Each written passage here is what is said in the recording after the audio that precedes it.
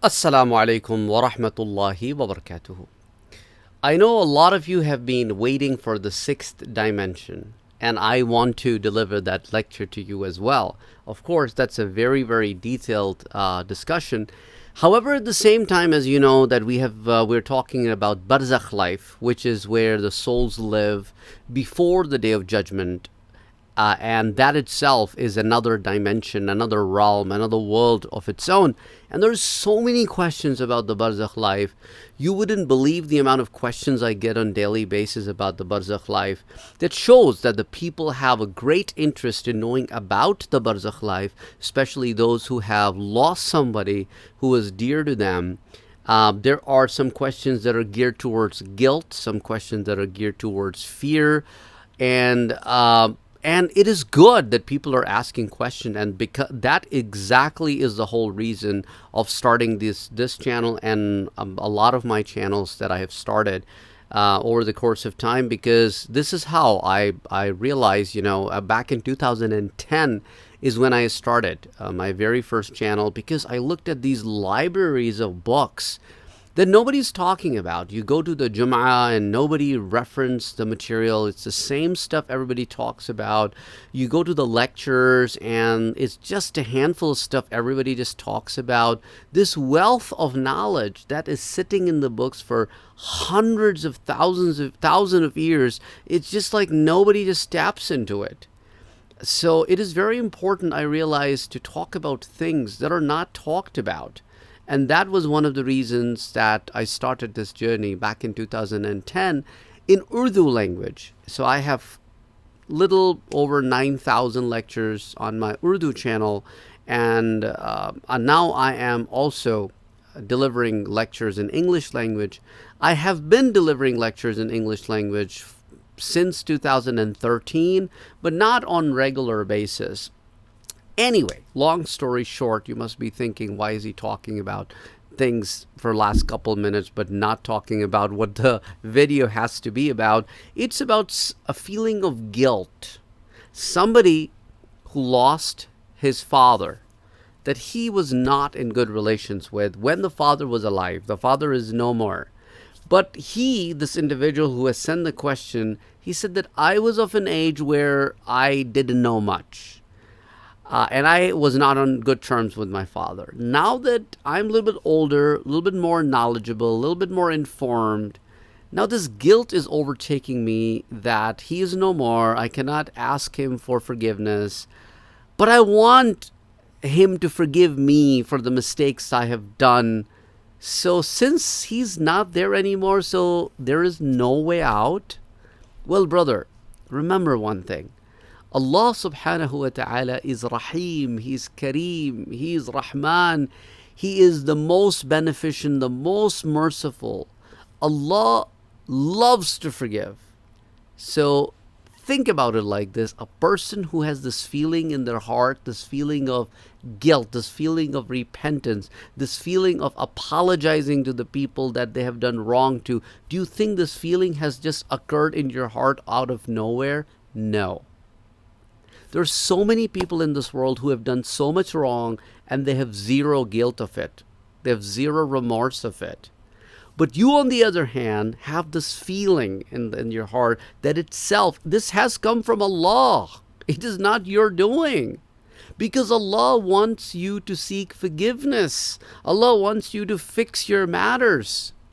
So one thing you can do is ask Allah subhanahu wa ta'ala for forgiveness of the things that you have done and that have gone wrong. And you, in whatever mindset you did what you did, now you're sorry about it, so you apologize for it. You ask Allah subhanahu wa ta'ala to forgive you. Number two, you do a lot of things, good things, and you make dua to Allah that give the reward of these things to my father. So whatever you can do in your capacity, it doesn't have to be an investment with mal, with wealth. Whatever you can do. For example, some people do a dhikr and say, well, Allah, I'm doing the dhikr, like subhanallah 100 times. Please give the reward of this to my father. Or they say salatu ala nabi, Allahumma salli ala Muhammad wa ala ali Muhammad. please Allah, give the reward of this to my father.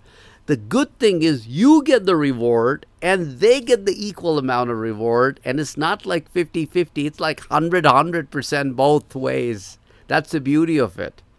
Or let's say if you live near a masjid and there is an operational cost of the masjid, or they're trying to do something at the masjid, just maybe like $1, maybe £1, maybe a lira, maybe whatever current, euro, rupees. I don't know which part of the world you're from.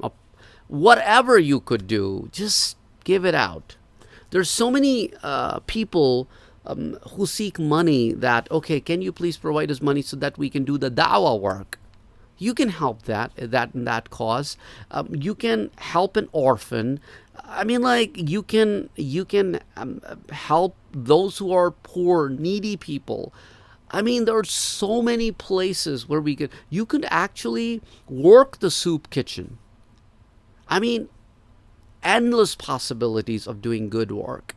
And do this intention, oh Allah, I am doing it, and you are watching it, you're giving me reward.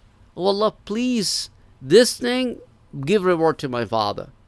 Now, why am I saying that? Because anytime you do things for them and ask Allah to give them the reward, these things are presented to them in the world of Barzakh as gifts, with the name of who has sent them this gift.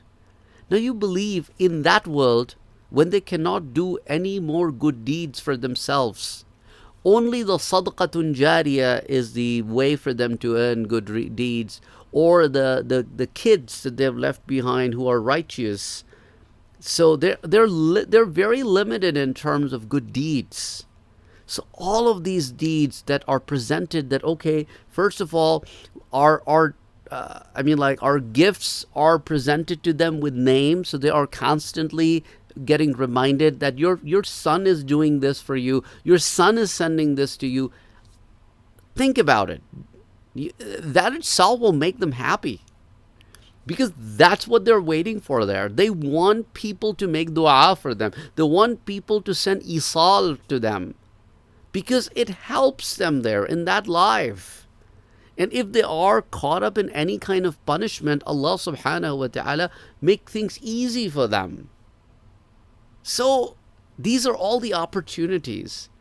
And you never know, with this abundance of things that you are doing for them, on the day of judgment, they would be so happy and pleased with you, because when they will look at their book of deeds and they'll be like, wow, so many deeds are collected in my book of deeds. How? And then Allah will tell them that because of your son. He did so much for you after you were gone. And do you think after seeing that, they will still be unhappy with you? No way. No way. So remember, this is all from Allah subhanahu wa ta'ala. This feeling, this asking for repentance, you writing the question to me and asking and helping millions of people who may have this question at the back of their mind.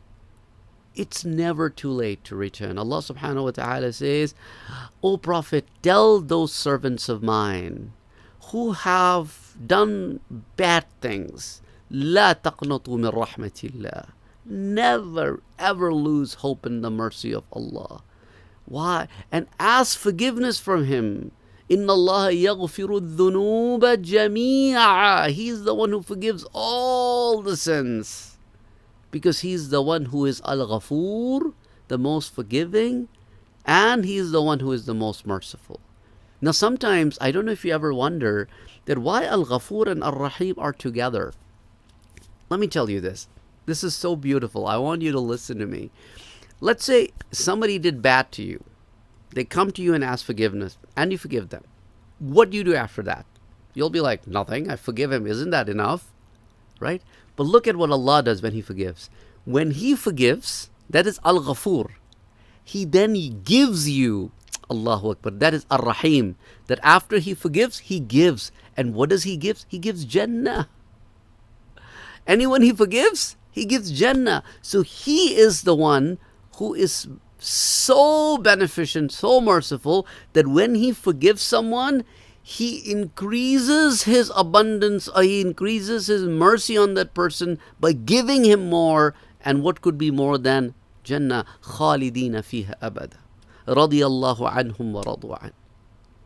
Allahu Akbar, Allahu Akbar. So, anyway, I hope I've taken 10 some minutes of your valuable time, but I hope it was beneficial. Please put your comments in the comment section down below. And I know a lot of you are waiting for the sixth dimension video, but again, there are certain questions that I think I need to address related to the life in the grave, the life in the Barzakh. And they're very, very, I mean, like, these people, some of them are so heartbroken. I mean, like, when I read their messages, I mean, I can't even hold myself but to just come here and record the video, because I mean, I can't express in words those things that I read and those emotions that they pour out is just unbelievable. So I will, maybe next one or two videos, will talk more about those questions that have come my way related to the Barzakh life. So please hold on tight. And very soon, inshallah, the sixth dimension is coming your way. Thank you. Assalamu alaikum.